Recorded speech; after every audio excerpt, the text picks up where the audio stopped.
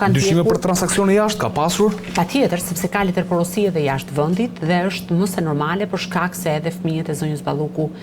kanë qenë jashtë për shkollim, kështu që në këtë aspekt po shihen të gjitha shpenzimet që janë bërë jashtë vendit, transaksionet të mundshme nëse ka patur, nuk jam në gjendje të them se çfarë përgjigje kanë ardhur përmes letërporosive, por hetimi është trirë edhe në vende të ndryshme të Bashkimit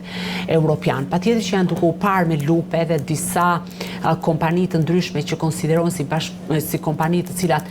mund të ketë patur interesa të drejtë për drejta pasurore zonja Balluku, është thirrur dhe ende nuk është paraqitur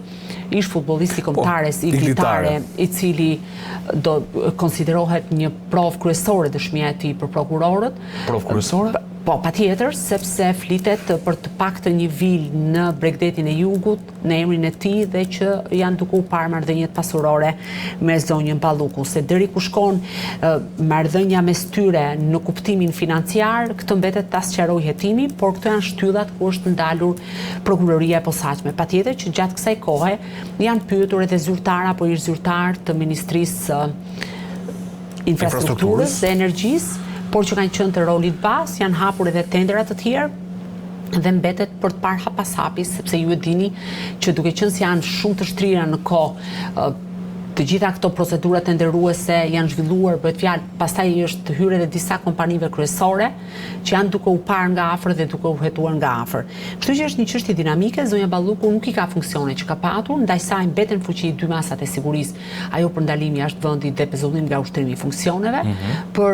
ndalim për dalje jashtë vendit pritet i drejtohet gjykatës kushtetuese, sepse gjykata e lartë vendosi mospranimin e rekursit dhe normalisht kjo masë është në fuqisë dhe zonja Balluku nuk mund të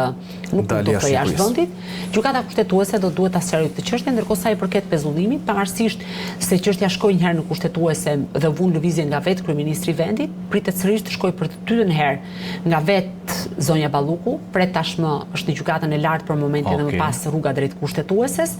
Po gjykata e lartë mund të marrë ndonjë vendim para se të shkojnë kushtetuese? Patjetër duhet të marrë vendim, sepse po s'mori vendim gjykata e lartë nuk mund në favor të zonjës Balluku e kisha fjalë. Mund ta marrë, por gjithsesi edhe nëse mund ta marrë në favor zonjës Balluku, mund të jetë spak që mund të kërkojë interpretim. Kështu që në këtë aspekt ajo është një çështje që do të vijojë. Do të shkojnë kushtetuese po thënë. Po, mendoj që po, ndërkohë që nga ana tjetër,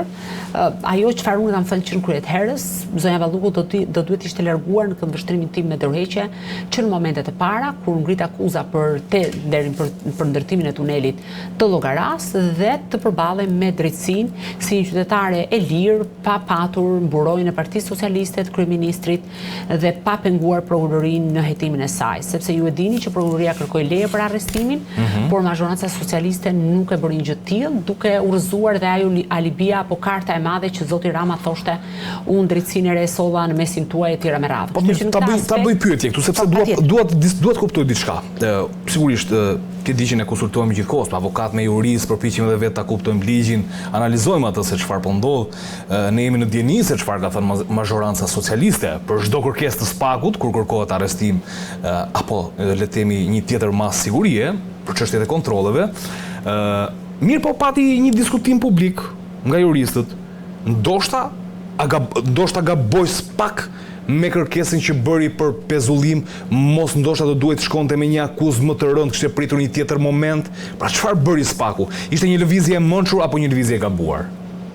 Tani unë mendoj që ose më saktë kam qenë qëndrimi që spak do duhet shkonte që në krye të herës me kërkesën për leje për të arrestuar zonjën Balluku dhe pastaj tregonte edhe forcën aty në raport me akuzën. Ata ndoqën një strategji, cilën nuk jam në gjendje ta shpjegoj dhe besoj që askush nuk mund t'japi një përgjigje të prerë për shkak se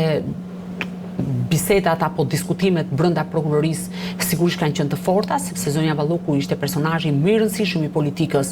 që është prekur deri më tani për shkak se ishte në detyrë, mos të kapemi nga funksioni, sepse sa i përket funksionit është zoti Meta se ka qenë ish president apo zoti Berisha si ish kryeministër, po sa i përket faktit që ishte në detyrë dhe ndërkohë ishte duke vijuar detyrën, gruaja më e pushtetshme brenda Partisë Socialiste me 12 deputet nga qarku i Fierit, me portofoli më të madh menaxhimit të parave publike për shkak se ajo kishte Ministrinë e Infrastrukturës dhe Energjisë, kështu që në këtë aspekt kjo e bënte shumë të rëndësishme dhe po prekej në një farë mënyre krahu i djathtë i kryeministrit. Kështu që për këtë arsye, patjetër që çështje të tilla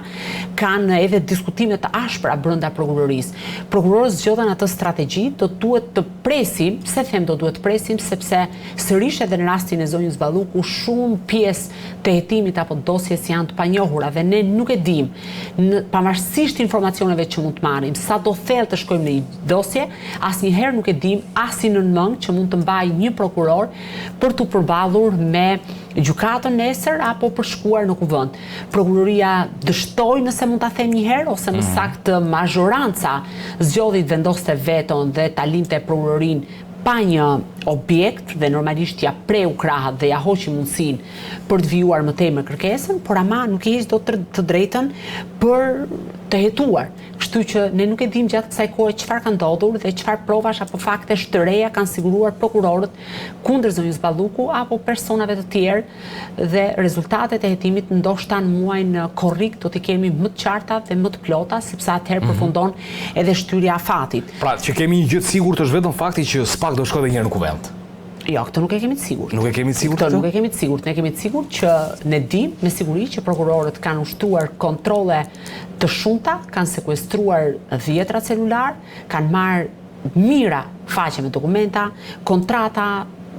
dokumenta e tjera me radhë, kështu që në këtë aspekt ne nuk e dim çfarë ka brenda atyre dokumentave. Sikur na japin tani dosjen dhe ne ta lexojmë, ne nuk e dim sërish se çfarë thon përgjimet, çfarë thot një prej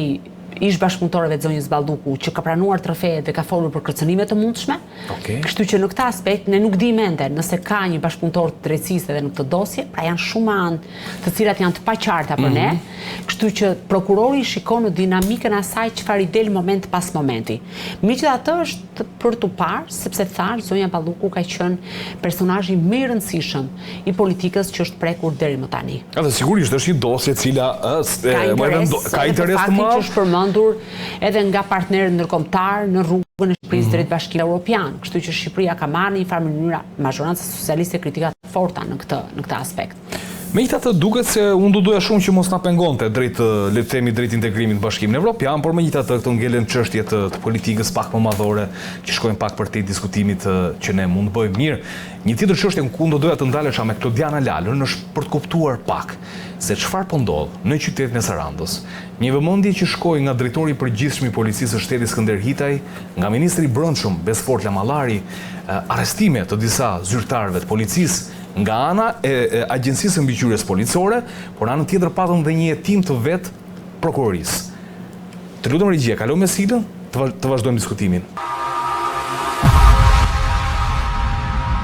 Mirë, tani që ta kuptojmë, shumë arrestime edhe në radhë të zyrtarëve të policisë. Është një qytet që ka rënë në duart e krimit. Shumë e vonuar policia. Vetëm në emisionin tim modest, unë e di sa herë ju kam ftuar edhe ne kemi biseduar shpeshherë